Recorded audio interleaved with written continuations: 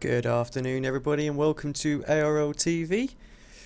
No intro or anything today, running just a little bit behind. We're here for round 6 of the Road to Pro series on iRacing. It's the Grand Prix series. And I'm joined by Mr. Murray Balls Walker today. Hi, mate.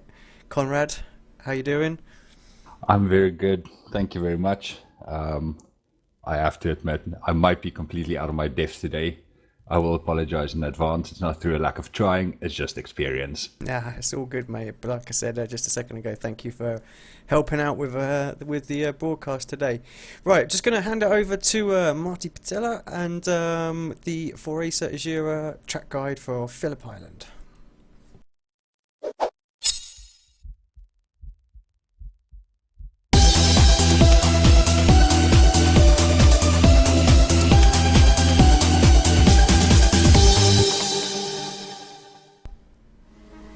Hello and welcome to Foracer Azura Track Guides. Today we are going to the other side of the world, all the way to Australia. The track is called Phillip Island and is located just off the southern coast of Melbourne. The 4.4 kilometer long track was opened in 1956 and the first race was done in 1960. However, due to the very different location of the track, being right next to the shore, the track has required extensive repairs and has been closed for many years in between. Finally, the track reopened in 1989 and has been used ever since. Even after all the work on getting the track to match today's standards, the layout has stayed the same. Long sweeping corners with many elevation changes in the corners, coupled with slow hairpins, give the driver and the car a unique challenge. While the slow sections need a soft suspension setup to maximize grip, the high-speed corners and the load changes require a rather stiff car, so it is likely that in the race we will see cars that are faster at one section and slower in the other. Our driver for today is Martti Pietilä. Welcome to the show. Thanks, good to be here. What are your thoughts about this track? I like the track a lot, especially the two fast left-handers, Southern Loop and Lucky Heights, where you need to be really precise to get a good lap time. This is also the first track that I ever drove the Formula 1 car, so it's kind of a special place for me. What do you consider the most important thing here for the race? I think qualifying is going to be really important here. There aren't so many overtaking opportunities here, and the qualifying itself is probably going to be really tight, so it's very important to get that perfect lap done here to get a good position on the grid. And now for the lap. Alright, here we go. The first corner is an easy one. 7th gear flat out, just stay on the inside of the corner to get a good line for turn number 2. Brake late and deep into the corner, hug the curb and watch out on the middle of the corner when the track drops a bit. The rear end might be a bit loose there. Accelerate hard towards the Honda corner, brake on the 100 meter mark and turn in quite early onto the corner just to carry enough speed through it. Then accelerating hard for the Siberia corner, late apex here, brake in the middle of the corner and try to get a good exit. It's an uphill, so it's quite tricky to get it right. Heading to the last and most important sector of the track. Keep the car balanced over the crest on the left-hander and get your wheel straight for the braking to the hairpin. Keep the car on the right-hand side after the hairpin to get a good line for the last corner and stay as close to the inside curb as possible and try to maintain the best possible acceleration to the corner.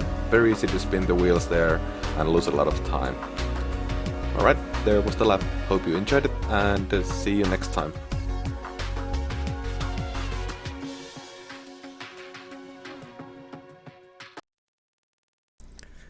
Right, thanks very much for the guys at Foracer Azura for sorting that out for us this week.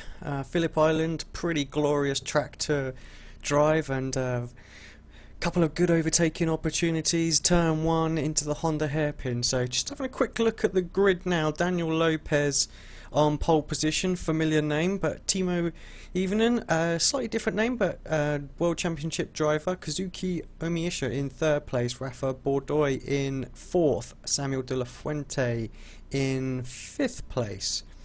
Javier Soto in 6th, Lee Thompson in 7th, Jorge Montanez in 8th, Mohamed Patel in 9th, Christian Tatenho rounds out your top 10. We just delayed the start very quickly. I saw another pro driver in there as I was skipping through. Michael Goman, yeah, just delay the start a bit as we're running a little bit behind, so if guys are wondering why the race has already started and we're not featuring the action, just bear with us. We're going to catch up to real time very, very shortly. Guys, just taking to the grid. So, balls, well, what can I say? Thrown in the deep end today, mate. We're delaying the start, so nothing's real time. You got no clue what's going on. What do you, just tell us one thing though, what do you expect to see from this race? Oh, looking at the grid, everybody from first down into 14th is separated by less than a second, so it should make for a pretty close race, I think. Providing they get through turn 1s and 2 without any incident, it should be pretty good. Yeah, so the last of the drivers just forming up on the grid. Obviously, everybody can see the ticker showing lap 2. And we're green here, and it looks like Timo's got an absolutely fantastic start once again. Daniel Lopez a little bit bogged down. The 2 GT Ross cars coming across on the outside of him. I don't think Soto's going to get around. I think that's Lee Thompson there, just having a little bit of a look on Soto. Rafa Bordeaux at the inside of Lee. So Lee just gives him enough room, and we've got Jorge Montanez in that Caterham looking car there as well. And we've got some friction racing a bit further back, and I think that's LJ in the Force India skin car. As far as I can tell, pretty clean start. Nothing happened. Everybody's still going as we exit Honda corner, but Timo absolutely flying at the start here. Lee looks like he's up the inside of Rafa again now, so we'll put that chase on to Soto. Yeah, it looks like second through to fourth is looking in their wing mirrors while Timo is speeding off into the distance. Yeah, we've seen already this week actually a very, very diverse strategy going out. I mean, one stop and a no stop can work here this week, so guys basically deciding whether they're going to take the heavy fuel and get penalised with that extra weight at the start, or they're going to tear off into the distance with the light fuel. I mean, makes sense for some of the front runners, Timo especially, front row, to one stop. He's got a clear track ahead of him now, so he can really get the advantage of that lighter car this early stint. What sort of lap would they one-stoppers be looking at when making their pit stop?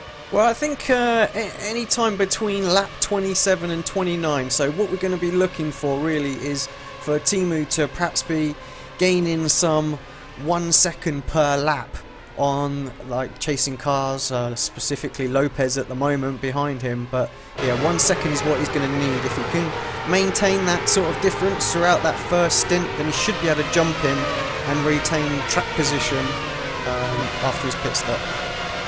It looks like Umeshima has made a bit of a break as well, leaving third and fourth behind.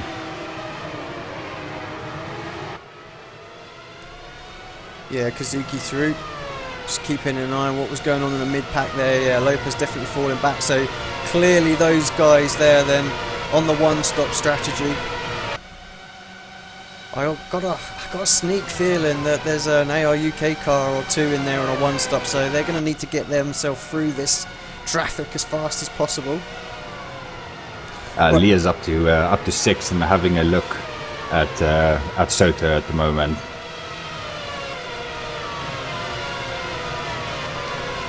Yeah, I'm just going to jump forward just so we're back live and with the action. Didn't really want to miss the start for everybody that was tuning in, but just so we can get the timing screen all correct and up to date, we'll try and fill you in with what happened in those missing laps.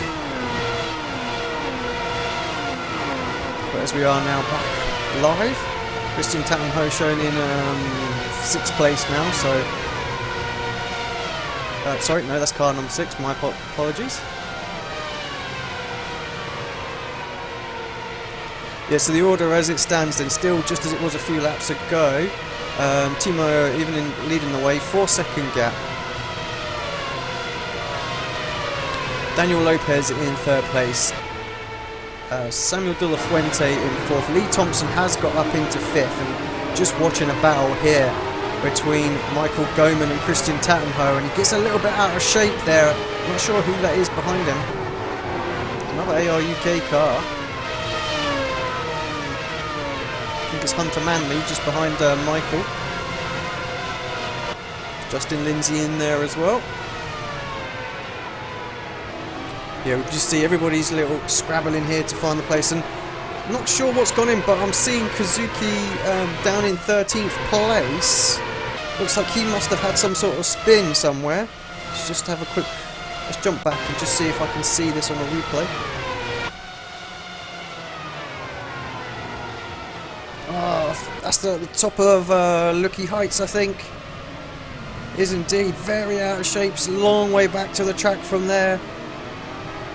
Everybody's streaming past. That's absolutely going to totally ruin his strategy now. He's going to have to work his way all the way back through. Those no stoppers will definitely be rubbing their hands together on that one. Yeah, I've watched a couple of races today, and turn 10 is it's quite a popular place for drivers to lose. Just getting on the gas a little bit too early and losing the back end. And as Mr. Woodhouse would normally say, taking the agricultural route. Yeah. It's a tricky track actually. I mean, we've got a combination of really high speed straights, a couple of flat out corners in here as well. But then we've got some ridiculously tight hairpins, so, you know, guys are having to compromise their setups quite a lot. And I think, as was said in the track guide, you're definitely going to see a lot where people are, you know, they've decided to go, well, I'm going to set the car up for the slow speed corners, or I'm going to set it up for the fast corners, and those that have gone for the low downforce, low wicker levels, they're certainly going to struggle just a little bit in those sort of twisty sections.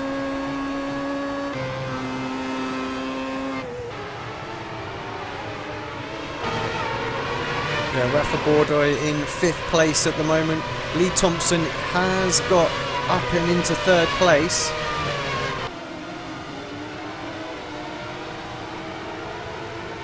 Sorry, I make that 2nd place, being that Kazuki is out. So Daniel Lopez down to 6. I'm not sure what's happened to Lopez. He was obviously in 2nd place. Let's just have a quick jump back, see if we can see anything from Lopez's screen.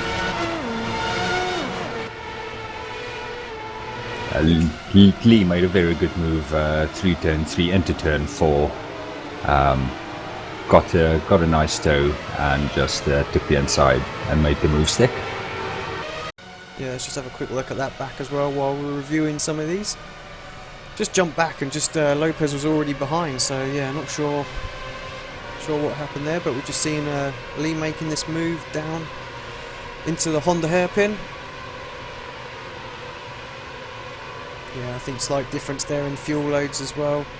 Lee being able to brake just that little bit later, get in the run. Good move.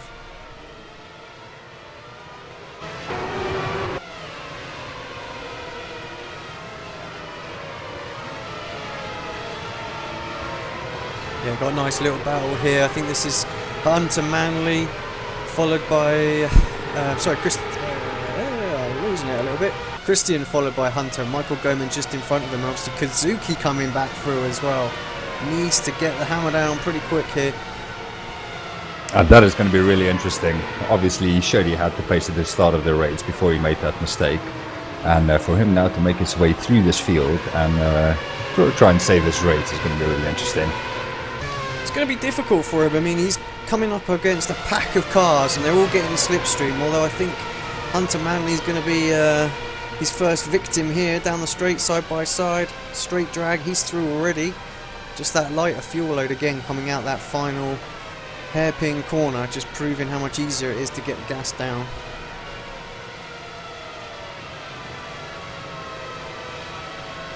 But yeah, Timu's already got an 11-second lead at the front here, so we are lap 9. He's well on schedule to get the jump come the pit stop.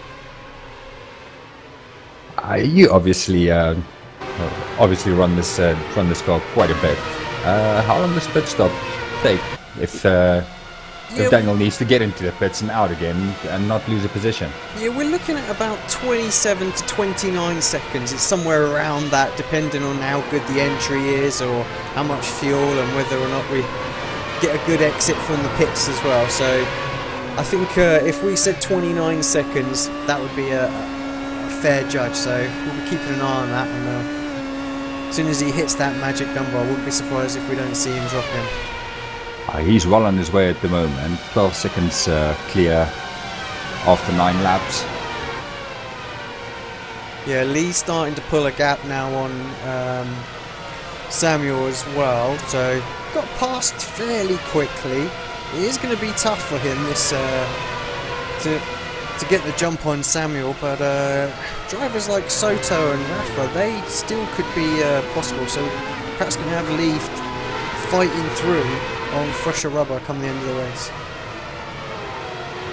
Well, that said, for anybody who knows the tyre model well, there's not a great deal of difference between the fresher tyres and the no-stop tyres as well. So degradation obviously very, very small, way lower than what, say, the real drivers had to deal with at Monza today.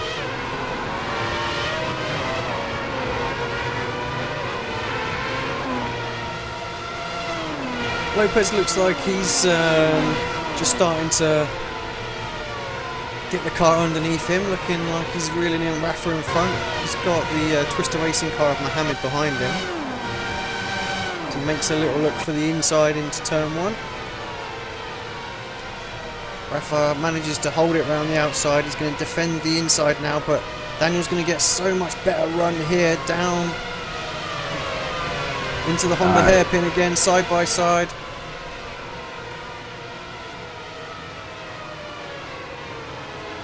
Very, very tricky place to overtake. Once the inside line's covered, but he's managed to hold it out there through Siberia. Gets all out of shape, and I think Mohammed's going to get a run on him here. Indeed he does. He's gone from attack to being a victim. Yeah, in all of one corner there.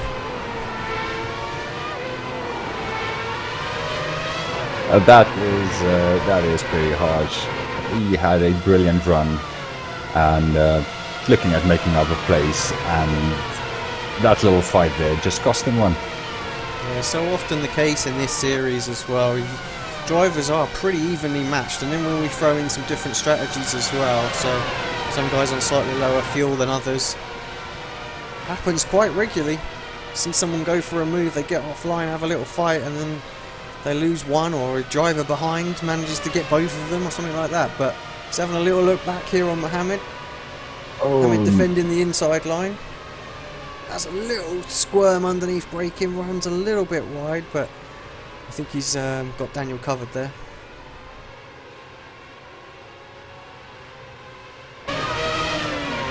Just looking at the front, Timo still pulling away from Lee as well. Lee, at this point, I'm pretty convinced, is also on a one-stop strategy. Samuel banging in 1 minute 8.7 laps, so he was about 8/10 of a second behind Lee, so Lee's got great pace there. If he continues that, it could bring him into contention come the end of the race. It's going to be really close between those guys, I think. Yeah, Lee is at the moment pulling anything between half a second and a second a lap over third place. And if he can keep it up, he's going to put himself in a really good position come the end of the race. Yeah, got Lopez again through turn 1. Looks like he's got the move done this time, round the outside of turn 2. LJ now having a look to see if he can get something off the back of Mohammed just getting slowed down there. Mohammed taking the defensive line into Honda again. Daniel really needed to make that move stick. That just became a massive party. And I think we need to keep an eye on that battle. There's about 6-7 cars in that fight, and it's going to get saucy. Yeah, I just want to apologise to LJ. I still haven't removed the team name, although I did look for his driver number and thought I'd done that. So I know that he's left that team now. Hence why he's running that very, very beautiful Force India skin. It looks great. And with Jorge behind him in the Kate room as well. It's great to see some real F1 skins out there. It's also nice to see the a bit of a deviation from the normal Ferrari, McLaren or Red Bull skins that we sometimes get on, yeah. Yeah, it looks like Hunter Manley was coming under a little bit of pressure just behind Montanez here. That was Kazuki, I think, having a little look at him. Obviously, we know that Kazuki is on that lower fuel run. Kazuki and Michael Goman side by side through turn 4. Yeah, and it's ongoing. Not sure what strategy Michael's on. First time he's raced this week. And he looks like he's got a little bit of a run back on Kazuki up the inside here. Lucky Heights, very, very tricky corner. Dirty air push there, going down into this tricky right-hander. Don't overshoot the corner, otherwise you set yourself up to fail for this last corner here. Very tricky to get the gas on. That 15 of 45 already. This race is absolutely flying by. Short little 1 minute 8 laps. I'm not surprised. LJ having a look at Patel as well. Yeah, I'm not sure again what strategy Mohammed's going for. There's, like I say, it's really spiced it up this week. I'm not sure who's doing what or anything like that. So there's guys doing good lap times from qualifying, going a little bit slower, but as we've seen quite often in this series this season as well, your qualifying times don't always represent what people can do in the races. LJ very, very close. And what strategy you're running as well.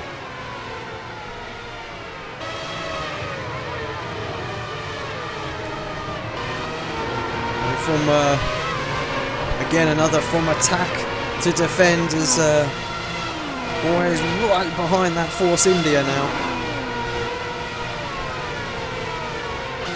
It's not something you're going to say very often. Caterham putting pressure on the Force India. I was just about to say that. Caterham would give their 2 front teeth to be in a position like that, challenging a Force India. Brilliant. Sign him up. Oh, there's been a big crash up ahead. That is Daniel Lopez and I think it was Rafa Bordori. Let's have a quick look at that back, see what happened.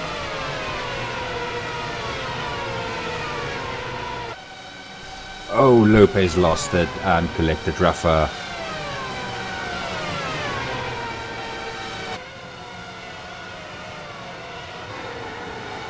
Oh, that is very unlucky. Tricky turn 2 corner.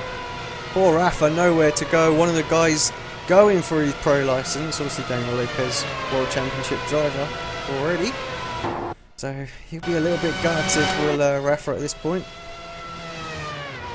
I just jumped onto Timo because he's 14 seconds clear now of Lee, so slowly pulling away from Lee, which just sort of confirms what we knew. Lee was on that one-stop strategy as well. But there was another car off in turn 2 there. I'm not sure who that was. I think it might have been Kazuki again, actually. Yeah, it is indeed Kazuki. They're all the way down in 12th place. So his race not going at all well.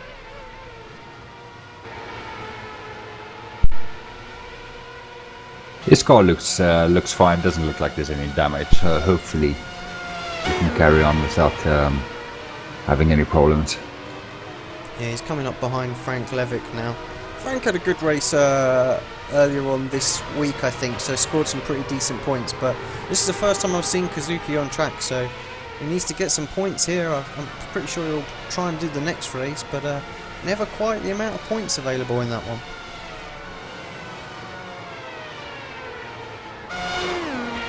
Just having a look at the 2 GT Ross guys here as well.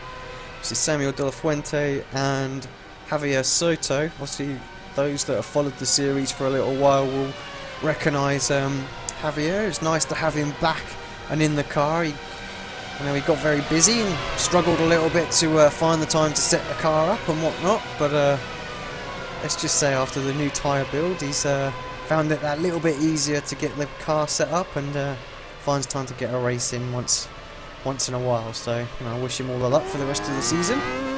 But Samuel has definitely taken over the reins in that team.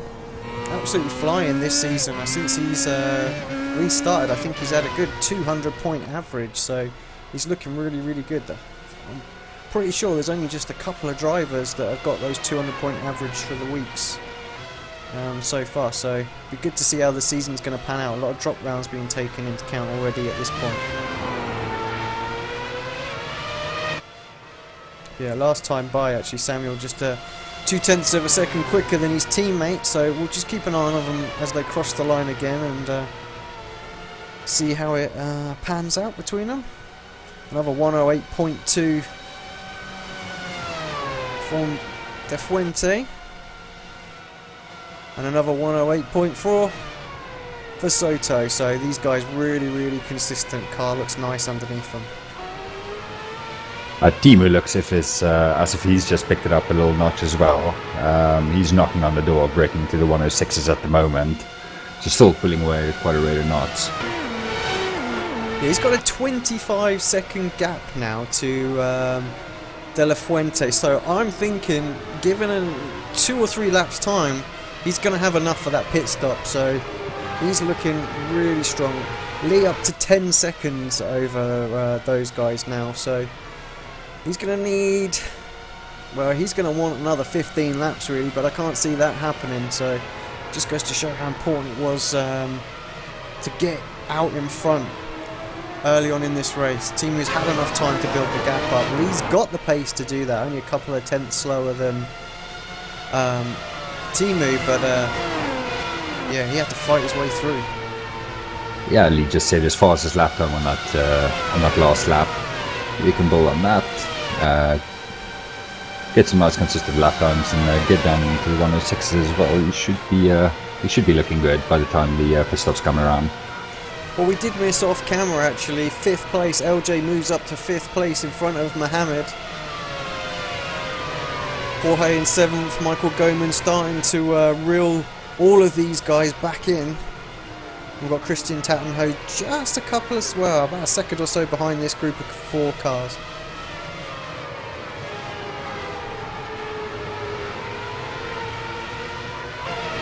Yeah, not a good week for Lopez. 2 races, 2 retirements. Not sure what happened in the last race. It was an interesting race to say the least, especially from my point of view. Unfortunately got involved with myself and Timu down the straight, fighting for the lead. A little bit of netcode just dragged us into each other.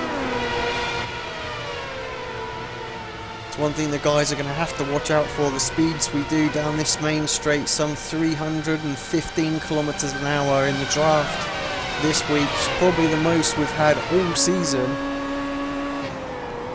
Tiny little corrections can make such a big difference with the netcode, and you know, it's only got to think you've made one little movement when you haven't, and it's game over as you're wheel to wheel at that speed.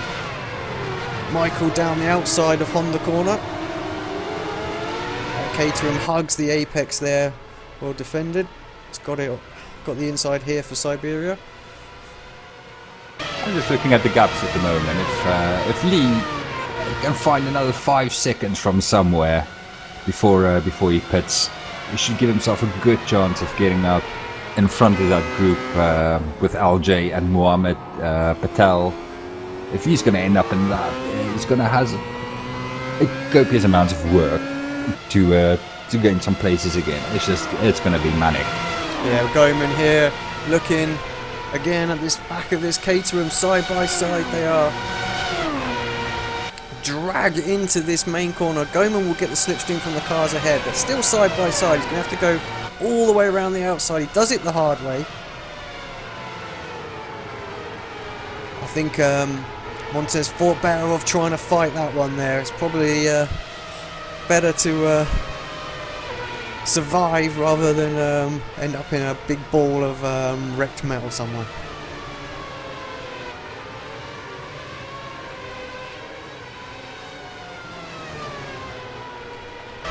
Yeah, LJ just slowly starting to pull away from Mohammed as well. That last time by, just over a 1/10 of a second quicker, and you can see just a little bit of daylight between them now. I think if he can get to about 1 second ahead, he should be able to break the draft as well.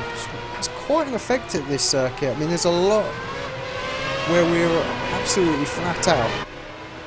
Coming all the way down this straight here, through turn 1, completely flat out. Come out of turn 2 and it's flat out for quite some time. And then we've got a massive flat out section coming out of Siberia as well.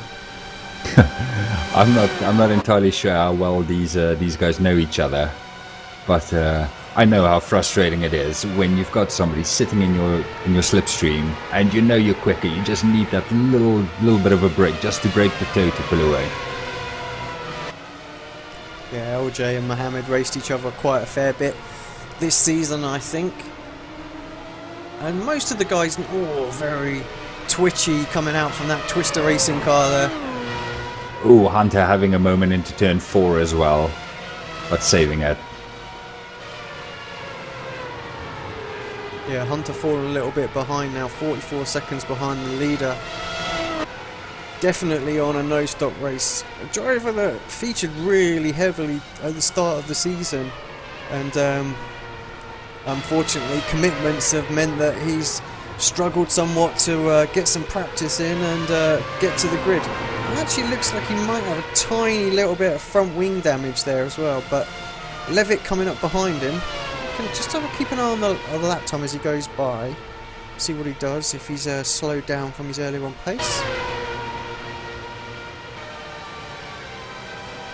Yeah, 1 minute 10 that time by, so I'm wondering if something's gone on with Hunter there. He's on a no-stop strategy, so doesn't really need this. I think he's gonna be forced into the pit somewhere. Last lap was a scrappy lap. Like I said, he had that little moment in turn 4, but I'm pretty sure something happened before that caused that damage to his front wing. Yeah, just having a quick look at Timo here. Obviously driving for iRacing, absolutely flying out here. 16-second lead, 30 seconds now on the GT Ross guys. He is clear, he can pit at any point and retain this position, so it's just showing if you are on the front road, the one-stop strategy definitely the way to go.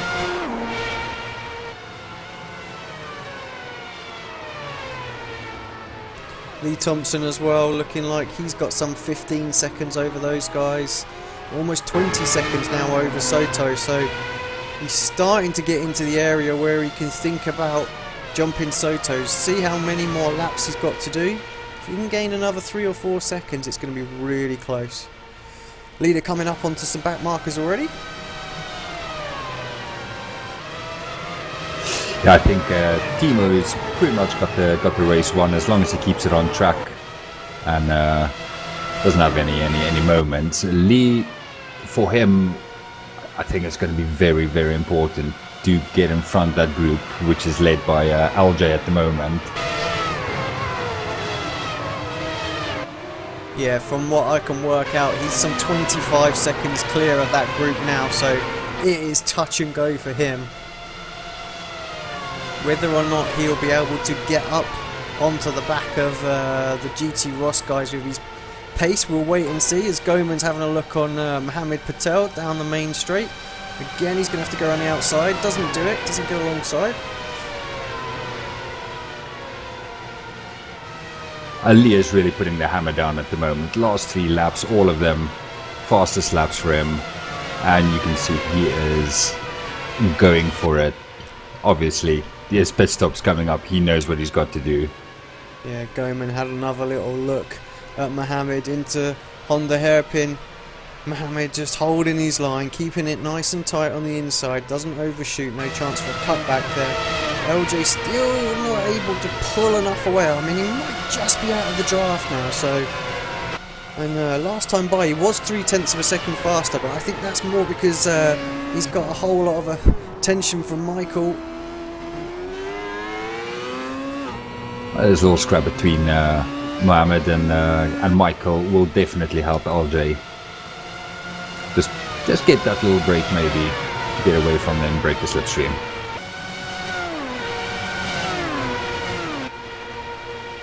Yeah, it seems like Michael, like myself in the last race, was just struggling with perhaps not a long enough 7th gear. Something that all of us at Apex will have to take on board. Get that car to overtake, god damn it. Again though, this time though, side by side. I think he's... Oh, I thought for a minute he'd managed to hold it around the outside and was going to have the inside for Siberia, but it didn't happen again. Perhaps getting a little bit frustrated in that car. Leaders on to lap 28. Leaders into the pits. Yeah, let's just have a quick look, see where he's going to come out. I think if we keep an eye on LJ, that's going to be the most important. You can let us know when he's back and rolling again. He's on his way. Conrad, yeah, LJ coming down the main straight now. I think this is going to be extremely close. He's up to speed, exiting the pits. Here comes LJ. It's going to be close, but I think he's got it done. He's done it.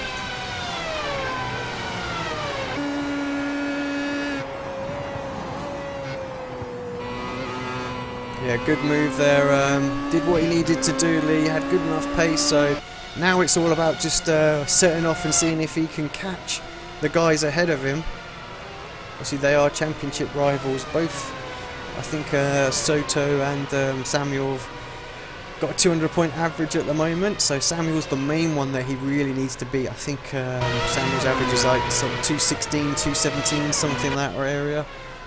He's sort of kicking around that as well. So I think it's between those guys, if I'm honest, for the overall Class A championship. I'm sure no one's looked at the points that yet, thinking who's going to win the title.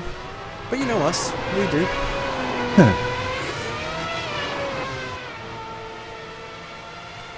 Yeah, might just. I'm not sure. Not sure if Lee took any tyres in the pits. That was something we've seen these last couple of weeks as well. Gregor Hutu doing it in the Interlagos race. I know I've been doing it this week as well, so tyres are lasting that long.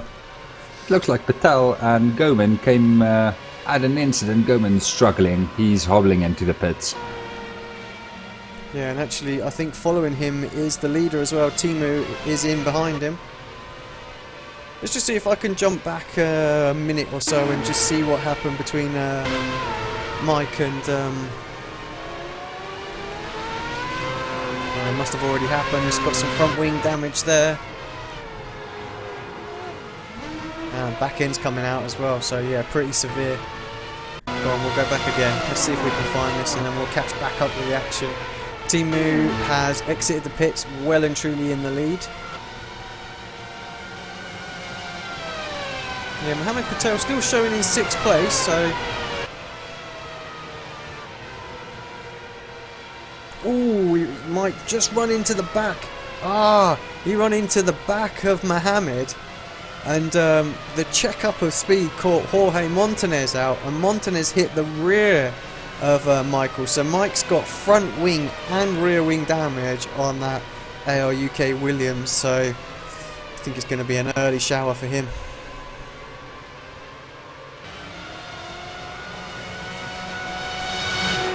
That is incredibly unlucky.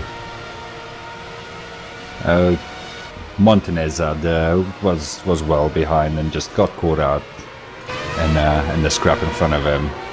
He'll be very disappointed about that. Yeah, there was nothing he could do there, unfortunately. Hunter Manley still limping around with his front wing damage as well. 9th place at the moment. Still got Frank Levick behind him, so let's have a look. 108.1 last time by, so not a bad lap. Compare that to Frank, 108.0 actually, and then 108.1. So yeah, these guys fairly evenly matched. And actually, when I look at it, as Frank got a little bit of front wing damage as well, he might have. So might make some sense as to why they're pretty even with each other. And actually, they're catching up Jorge as well, who we know has got front wing damage. So I think Montanez has got a whole different bag of issues to deal with at the moment. He might now start to look at consolidating his place. And there's another car off the track. It's Goman. Looks like he's parked it up. Yeah, pretty sure with that rear wing damage that you're going to need to call it a day. You can adjust the front flap just to try and make it a bit more drivable when you pit. But if you miss it, it means another pit stop, and yeah, the race is done and dusted. I think he's off for that early shower that you spoke about. Just having a look at Lee Thompson here, obviously 4th place. He's 5 seconds behind Soto and 10 behind Samuel, so can't see that he's going to be able to do anything for Samuel, but he might be able to put a little bit of pressure later on in the race on Soto. Definitely quicker that last time by, and the lap before that as well, some 3 or 4 tenths of a second, just a tenth that time, so let's keep an eye on this one. It could get kind of juicy right at the end of the race for that final podium spot. And let's not count out LJ as well, although LJ some 3 tenths of a second slower than Lee last lap by. Yeah, I think the problem he's got now is they're all on the same fuel loads, so he's not going to be able to catch up as easily as he pulled away at the start. Yeah, absolutely. It's now it's just all down to driver ability and how the cars are set up for this long run. Very easy to get 1 lap pace. But to replicate that lap after lap without making mistakes at this Phillip Island circuit can be very, very tricky. What I'll do actually, I'll stay with Lee and I'll just jump on board for a lap around this Phillip Island circuit and give you a little guided tour to the best of my abilities. As we approach turn 1, flat out 7th gear on his own, probably 310, 312 kilometers an hour. Hold the inside corner, down 3 gears, 4th gear, tried to hug the inside curb in just to get that extra camber. Very tricky, track drops away, but you want to be hard on the gas as it starts to do so. Brake at the 100 meter board all the way down to 2nd gear, get the car straightened up and then give it all its beans as it comes up to Siberia corner. Late apex there, Lee perhaps a little bit early, which is why he struggles with the outside curb in there. But get on the power hard. 3rd gear through that corner, flat out now through the left, right, going up to Looky Heights, down into 6th gear, hug that inside curb, brake at the top of the crest, 2nd gear, keep it tight. Lee again just a little bit wide. That weight of the car just catching him out, and gives you tighter line, gives you a better exit onto that tricky left-hander, which we saw Lee just struggling with a little bit there. So just goes to show the weight of the car, when you're used to a nice low one 5 or 6 laps ago, can catch him out. So 1 minute 7.5 lap time from Lee though. That was some 6 tenths faster than Soto, so this pace is going to catch him by the end of the race.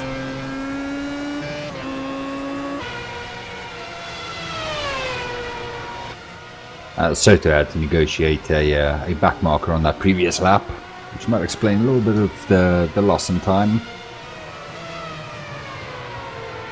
Yeah, Samuel out there lapping quite consistently as well. 9 seconds behind Timo.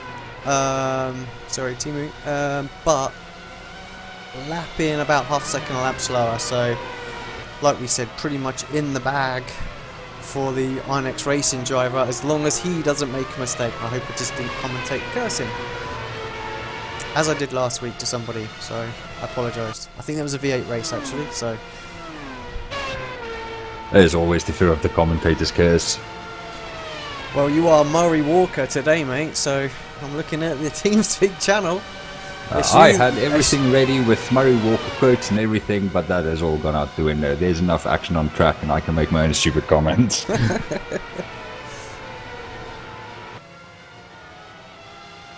But yeah, we can see Lee in the same shot with Soto now, so closer and closer, 3 seconds that last time by. I'm not sure, I think that's Anthony Kopek in between them at the minute, so back marker. Anthony savvy enough that he'll get out of the way pretty quickly for Lee, I hope.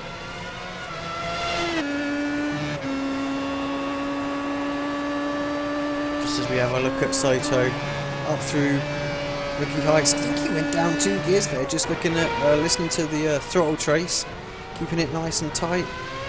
Oh, and Anthony going off. Not what Lee would have wanted in front of him. He's probably going to lose a bit of time because you're just worried that the car's going to slide back onto the track at the bottom of the hill.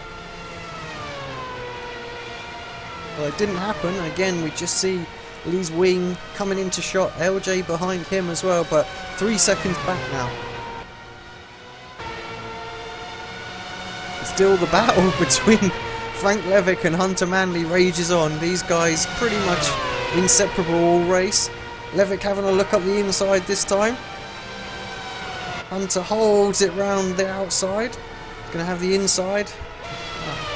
Looks like Frank pulled out of it, and we've got Tattenho as well now coming under pressure. Down into hairpin. Sorry, into Honda hairpin. Defending the inside. Caterham gonna have to go the long way around to make it work. If you can keep the inside line for Siberia, you've got the move done. You just got to be committed. Very tight through there, but he is through. Good driving from both of them. Avoided contact.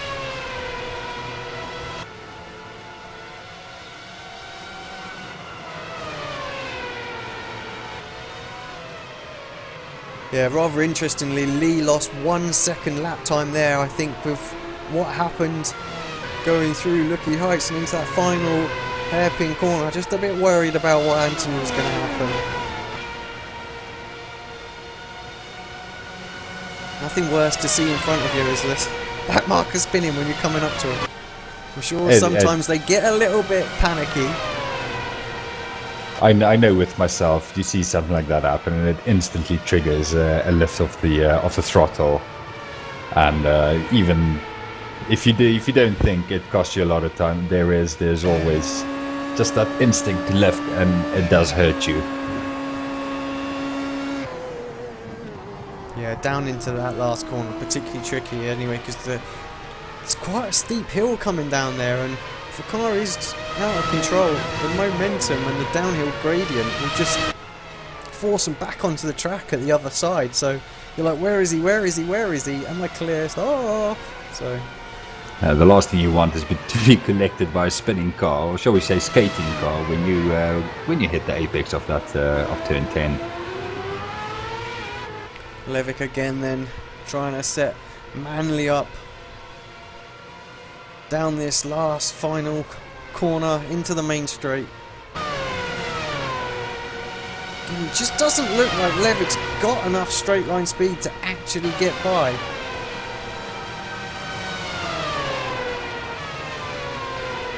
Again, it's a tricky one because, as I said earlier, guys will be setting their car up for very different areas of the track.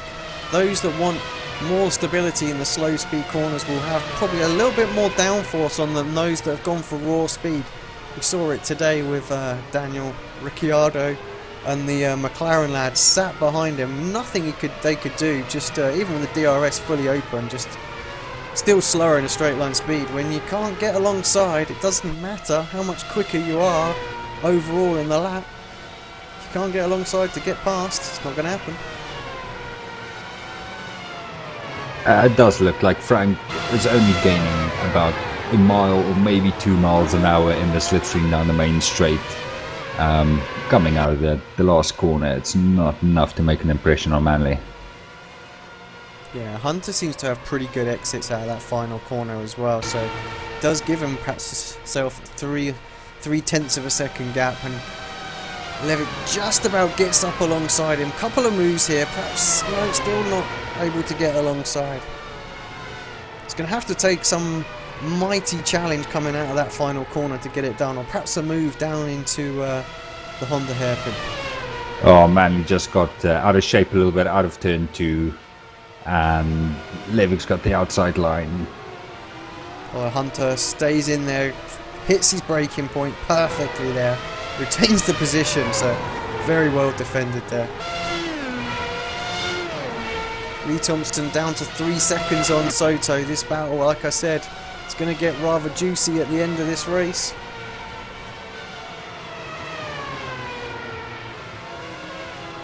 Yeah, only 6 laps to go. It's really limiting at about 3 to 4/10 of a second a lap, so I think in 3 laps time he's going to be inside the draft and we could see some potential moves going on.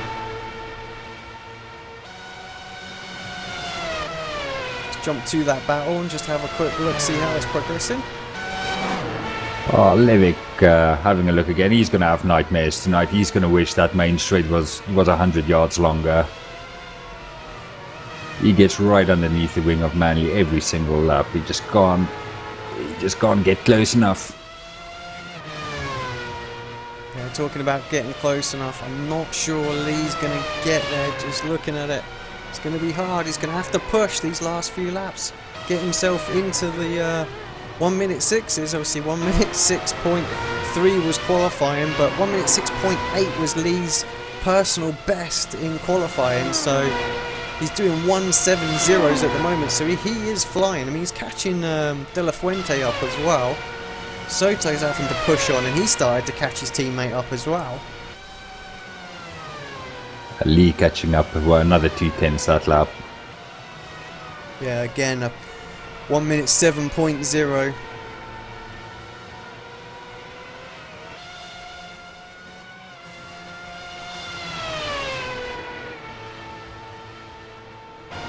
Just to have a quick look at the leader, let's just check in. He is still in the race and absolutely dominating out there. 12-second lead, running last lap was 1 minute 6.8, and personal best of the race so far 1 minute 6.6. So yeah, nobody else in the 1 minute 6s at the minute.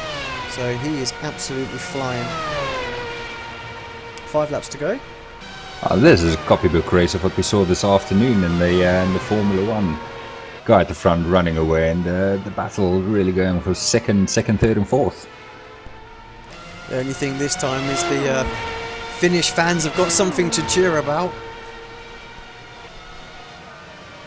We haven't spoken about Timo a great deal, because really we didn't have to. The man's been in a class of his own, driving a superb race.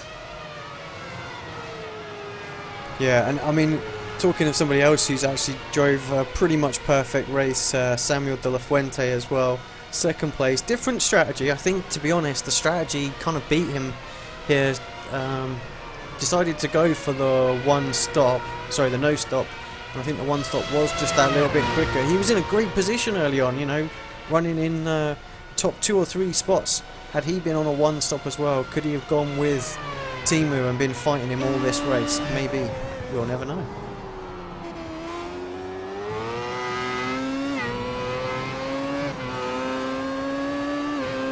Yeah, Lee Thompson last lap by a 1 minute 6.8, fastest lap. I think that's even equalled his qualifying time. 3 laps to go, 2 when he comes across the line. No, sorry, it is 3. Team was already through. Can really start to see the rear end of that GT Ross FW31. Yeah, that was a big lap for Lee, gaining 4/10 on that lap. Yeah, again, And, he's banged another 1 minute 6.8 in. Quickest driver out there at the moment, faster than even Timu that time by. And So the he's gap is now definitely less got than the 2 charge on. seconds.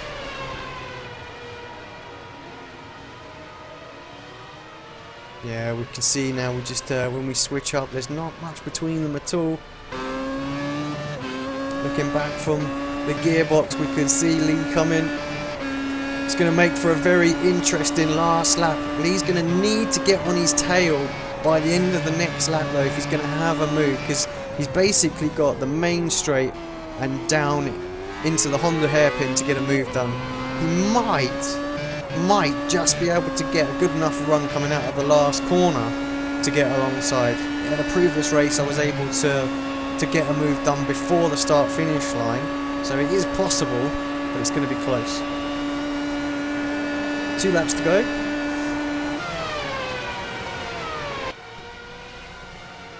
And Frank Levick's actually dropped all the way back down to 12th place now, so 1 lap down, so I'm not sure what's happened with the battle between him and Hunter. But Hunter's clear. So we'll stay with this one, this final podium position.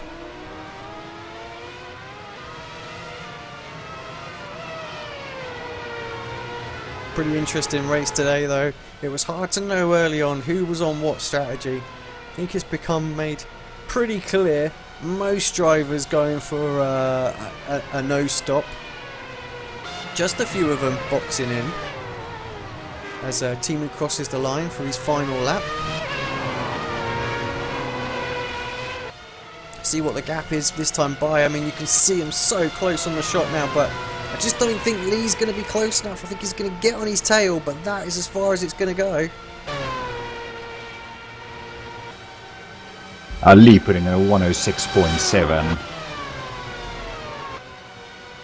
Yeah, only bested by Timu that time by over 106.5, but just for Lee to be a couple of tenths within the World Championship Series driver, he will be delighted. So, but all the pressure really on Soto. Lee's got nothing to lose here.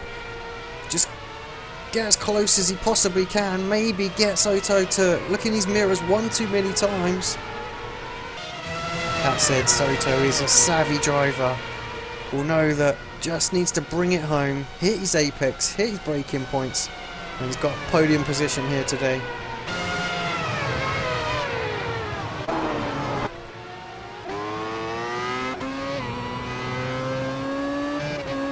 Yeah, sorry for not. It's going to be so close yet so far for Lee. That was... what a chase. Yeah, good race. Both drivers extremely happy with that. Third and fourth, good race from both of them. LJ coming across in fifth as well. He will be delighted with that. Mohamed Patel in sixth place. Montanez, I think, is going to come across in seventh. He does. Christian Tatenho in eighth. Hunter Manley in ninth. He'll be pretty delighted with that. Not sure he had any real damage on that car at the end. Just wait for the final few drivers to come across. I think this is Anthony Kopek a lap down, but he's going to finish in 13th spot. Just a little update on Frank Levick. He lost it. He put a wheel on the grass and to the entry into turn 2 and went for a little trip across the beach and into a wall. Thinking that must be pretty much everybody finished and across the line now. Obviously a few guys were a lap down. Nice little Photoshop moment for the GT Ross guys there, second and third. They'll be delighted with that. Absolutely, I think they made the zero stopper work for them today. While I think Lee will be happy with getting the fourth place, he'd also be a little bit disappointed. He could see the podium was less than half a second, about half a second down the road. Yeah, he's just in the interview channel. We'll get him up in a second and have a quick chat with him. But I think ultimately he just needed to get, say, 4 or 5 laps earlier. If he would have been ahead of that pack that he was chasing, he probably would have come out in front of Soto and been able to fight with Samuel. So yeah, very, very tricky. I mean, totally different strategies from those guys, and just look at where they came. I mean, he was behind Soto on the grid, so you know, you'd be pretty happy with that.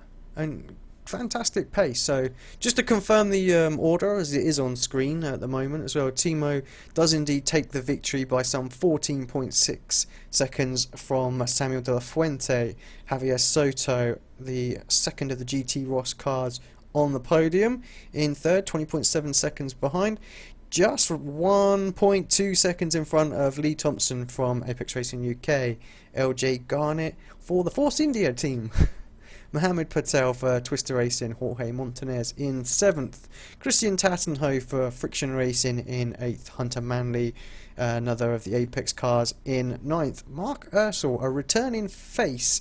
We didn't actually speak too much about Mr. Ursel, but 10th place nonetheless, good job, nice to see him back in the car. 11th place, Justin Lindsay. Frank Levitt takes 12th. Anthony Kopek, as we saw, in 13th. And then really to the retirees, which was Kazuki. Obviously had his few issues. Mike Goman, which we saw getting sandwiched in between Caterham and Twister car. And then Rafa Bordoy, unfortunate victim of Daniel Lopez's little mishap in turn 2. Right, we're going to go to a quick commercial break, and then we will be right back with a couple of interviews. Take your hobby to the next level with a quality racing rig that works great with a PS3, Xbox 360, and a PC.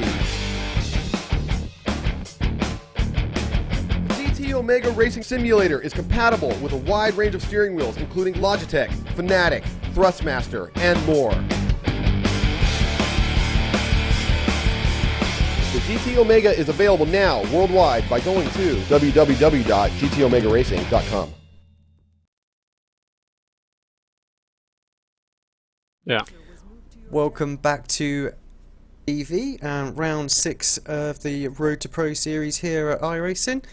I have been joined in the commentary box by Lee Thompson. 4th place today, Lee. Went for the one-stop strategy. Just tell us a little bit about how your race went, how it panned out, and what you were thinking through the different stages of that. Evening, Alex. It was a very fun race. It's a short answer. So I was a little bit apprehensive leading up to the race. So Sunday is my day of work, so I came in and had a quick 20-minute warm-up before it was time to race. So I felt, I'll have to go back and look at my laps, but I felt I was a bit off the pace to start with. But kind of got back into the swing of it.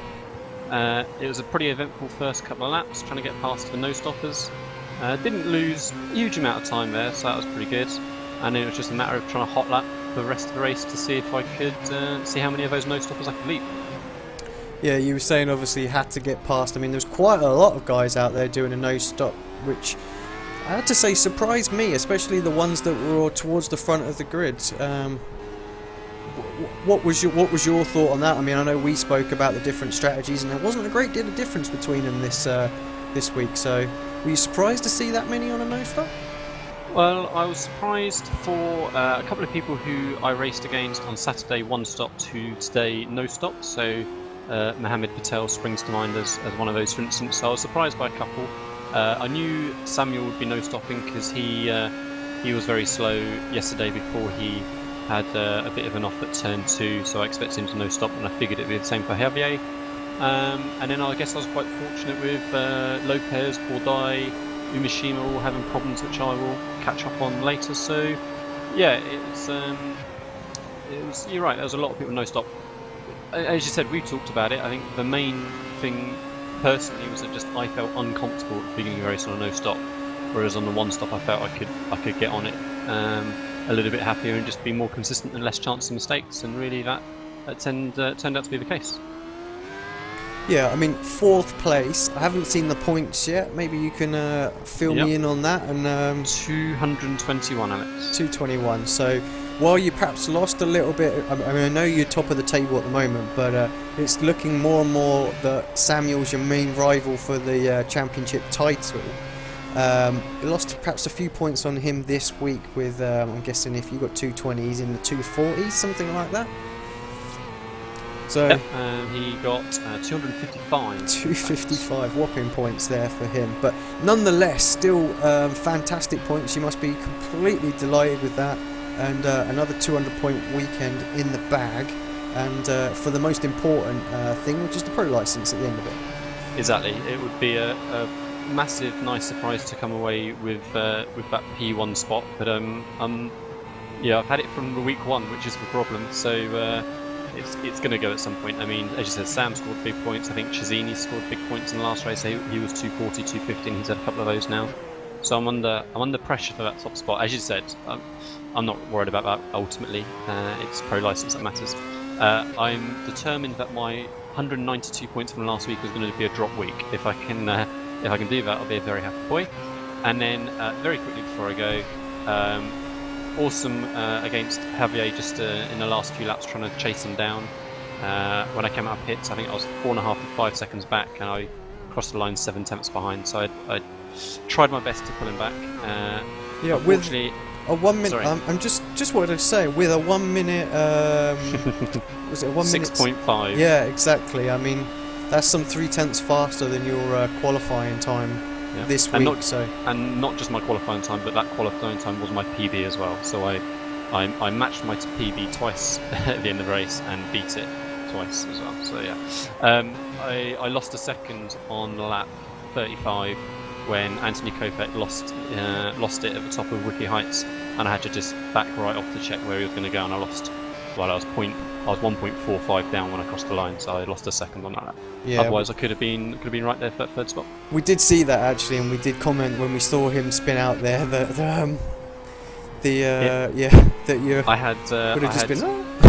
Yeah, I had visions of a repeated GP260 at Mosport when Peter Velkov went for a trip across the grass and went completely the other side of the track and ended up taking me out. So I was watching very, very carefully for that not to happen again.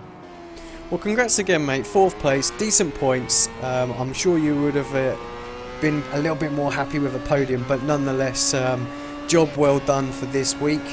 On to Virginia next week. How'd you like the track first, and what you're hoping to get out of that one? I do not like the track, but to be fair, I've only tried to drive it in the F1 car, so it's nothing necessarily against the track itself. It's perhaps more of a combination. I did a week of practice at it last season and then skipped the weekend. So I will do the same this week. I'll do a week of practice and see how we go. Decide if I want to, if I'm going to be throwing safety rating and iRacing away. I couldn't get around it at all last season. So obviously new tyre model now, so perhaps I'll be able to click in a bit more. And obviously I've improved anyway this season, so perhaps it'll be easier. Yeah, I think it was the curbs and the bumps were the main issue at that place, and the car seems to play nice over that stuff now, so that little bit of extra grip that we've got might not break loose, so we might be in a really good position actually with a really good car. Just having a look, what Daniel's mistake going over Lucky Heights as well, you had that to deal with early on in the race too. Yeah, so you I think it was him and Umashima, I think, and they again happily lost a bit of time there just to back off slightly and see how that played out. In terms of the schedule, I've still not had my 3 favourite / fastest tracks. So I've still got Silverstone, which I was very, very quick at for me last season, and Spa, which obviously everybody loves, and Suzuka.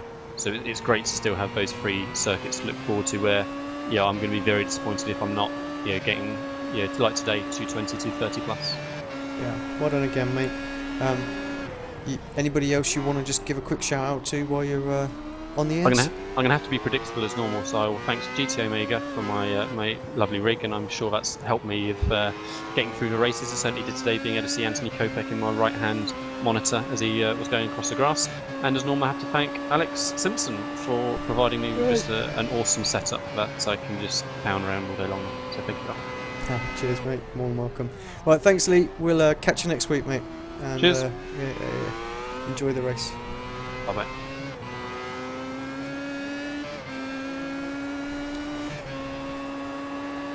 Right, he's in the interview channel. I don't know if he wants one or not, but he's gonna get one. Brilliant. Let's just drag him up. Mr. LJ. Yes. Hello, my friend. Welcome to the commentary box. First time.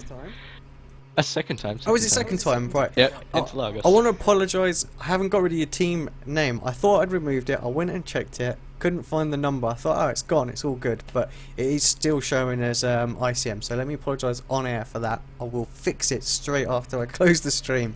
So don't kill me. That's fine. But car looking lovely in that Force India skin, I have to say. So it was nice to see that going around. That was the best skin out of all of those that were done by I can't remember the member who did those, but he needs a shout out for him because there's some fantastic looking cars. But 5th place, no stop strategy for you today. Tell us a little bit about your race. I mean, you started quite a way back, so you must be pretty happy with 5th. Yeah, I started in 11th, I think. Just tried to avoid everything at the start. It actually ended up being quite quiet at the start, so then I moved up a few positions and then saw I had the likes of Michael Goman behind, and he was catching at a fair rate, so I thought, try and get past the guys ahead. So I think it was Christian that was up first, blocking fairly and quite hard. So the only place I really found a move to do was outside of turn 4, which I think Dean said was Honda hairpin.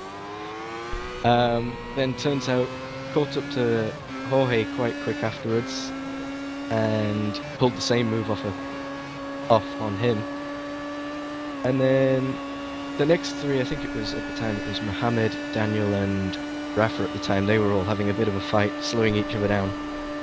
So I caught up to the back of them quite quick, and Rafa and Daniel took each other off. And then just tried to get past Mohammed and did it in turn 4 again. And then just tried to build a gap, keep them all behind, because I knew as soon as Mohammed would, get his act together and get into clean air and stuff, he'd be mega quick, so... Well, I haven't seen how many points you scored, but Lee in 4th place got over 220. So did you get a 200 pointer in that one? Yeah, I got 204, I think, in that one, so that's not so bad. Yeah, nice. You've that's a few of the 200s you've got this season now. Obviously, those watching probably don't realise that you skipped the first 2 weeks, so you're going to be someone who's coming up through the ranks, so to speak. So I'm sorry if I've just let your game out of the out of the bag there, and they'll start looking to see how you're doing and what your averages are. But yeah, it's been a pretty successful last 4 rounds for you, I'd say. Well, I'd call this successful because, considering how far I was off pace in quali, I really didn't expect even a 10th position. So, you know, a 5th was an added bonus, and then 204 points. Okay, I had 186 last week, which was my worst. But you know, even that's probably the highest I've had in my whole iRacing career up to then. So. Yeah, well, when you got 186 worst round, you've got to be pretty happy. I know I qualified for a pro with 186 pointer counting, so I think it was actually 181 that counted. So you know, you can have rounds under the 200 and still get in. So yeah, not looking so bad. I mean, like I say, I'm still not really aiming for it because it's my first full season in the car. So, like I think I said before, just try and get some experience and stuff. But, yeah, it may end up where I'm put in the mix, but you know, anywhere in the top 25 I'll be happy with at the minute. So the plan for the rest of the season then is just same as same as what we've seen already. Nothing different. Just do well, try and get good race pace, and see what comes, kind of thing. Yeah, I mean, I was planning on skipping this after I saw my qualifying pace because it was quite appalling. But yeah, this has basically just showed me that I shouldn't really just base it off my qualifying pace because the race pace was a lot better. I mean, I think I was only 0.03 of a second off my personal best lap all week. So yeah, this is something that actually we've seen quite a bit of this week is people putting in quicker times in race, or as quick times in the race. I mean, Lee managed to beat his time by some 0.3 of a second, I believe. So yeah, race pace. Well, like always, race pace is the most important. So, but the interesting question, or next big question, Virginia International Raceway, I believe it is, VIR. Not that good. Up next. It's a bit of a Marmite track. You either love it or you hate it. So, where are you on that? Oh dear. I think the only really testing I've done in there was with the Radical, and it didn't go well. I'll just leave it that way. But you know, I'll give it a go and maybe put my lap down enough, and then decide to race at the end of the week. So, well, I wish you all the best of luck for that one. We'll obviously be tuning in as normal, see how you get on. While you're in the comms box, anyone you want to give a shout out to or anything like that? Well, I can't really give a shout out to my ex-team anymore, but I'll give a shout out to John Palmer, who did the Force India paint schemes. I think it's John Palmer. And I'll give a shout out to Dean Dean in a way for keeping me motivated, because I couldn't stand it if he beated me, so I had to race, didn't I? So sounds like a good enough reason. I think that's about it then. Alright mate, well thanks very much for popping in. Well done again on 200 points, and we'll see you at Virginia. Yep, see you later.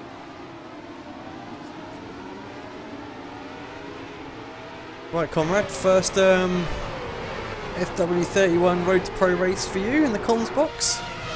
Tell us how you got on today and how you enjoyed that, or you didn't, or yes. I thoroughly enjoyed that. It was pretty good. But I don't know. Possibly some of the viewers can let you know how I got on. I thought I tried to keep up to the action as best I could. And it was quite interesting to see that you and I, even though we sit in different places, found ourselves viewing the same people at the same time quite often. Yeah, we try.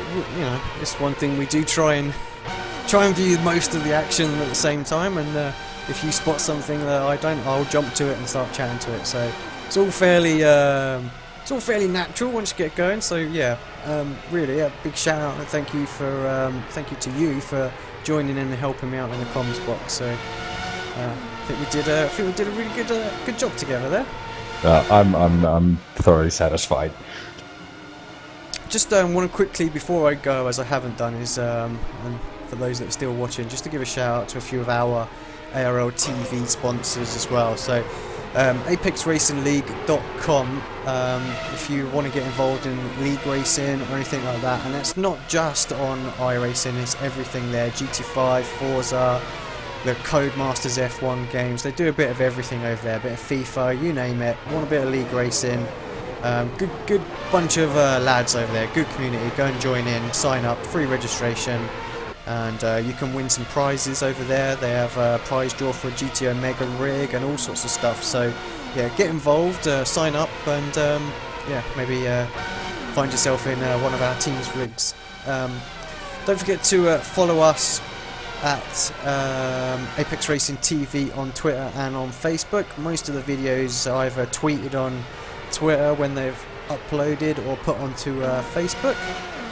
But also a shout out to GTOMegaRacing.com, our primary sponsor for both team and TV service. So if you're after a rig, a wheel stand, triple screen monitor, bracket, reasonably priced pieces of kit there, and I know Lee's done a review on the triple screen bracket and the rig that's in the hardware forum on iRacing, so do a little search for that, go check it out. It's an honest review.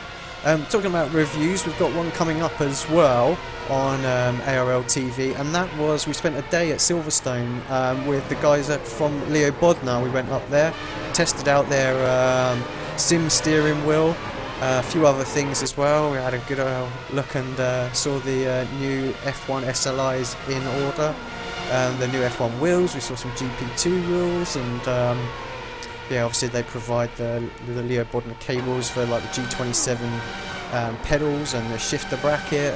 Don't forget like little control units for button boxes and things like that. So if you're, if you produce them, just go check out their site. It's all on there. But we will have a review coming up of a few videos from that day as well. So wouldn't be surprised if we don't stick something up perhaps Monday or something like that. So we'll put that in the hardware forum, but go check that out. So we had a great day there. Silverstone MotoGP was on that day, so good fun. Shed load of nice cars there and everything else all on that day. So yeah, let's not also forget some of our other sponsors, which is AC Sim Equipment for a G27 brake mod. Do some search, check them out. Your best bet is to actually contact me. I've got 50 of them here, so we're doing a little bit of UK distribution on those. Still waiting for final information to come across before we can publicly sell them, but they are up for grabs, and they are by far the best brake mod that I've used in the G27. Let's also not forget Kimmy's Rural Fencing for those of you in Australia. Mark Noble, some of you might know him from Apex Racing League. If you need your fencing fixed, give him a shout.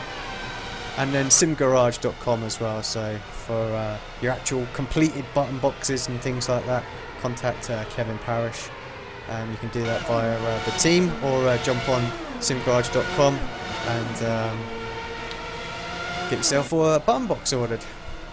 Right, well, that just about wraps us up for tonight. Thanks everybody for tuning in. Thoroughly enjoyable Phillip Island race. I look forward to Virginia. I think we could see some great racing there. I really hope the new tyre model transforms what that car is like around that circuit, because I know for a fact that I've hated it every time I've gone there, and I think I've spent 2 or 3 weeks practicing for no races whatsoever there, because I just didn't want to put myself through the torture. So let's hope for a good race. But yeah, so but from me and from Conrad, we wish you a farewell and a good night, and thanks for tuning in again, and we'll see you next week.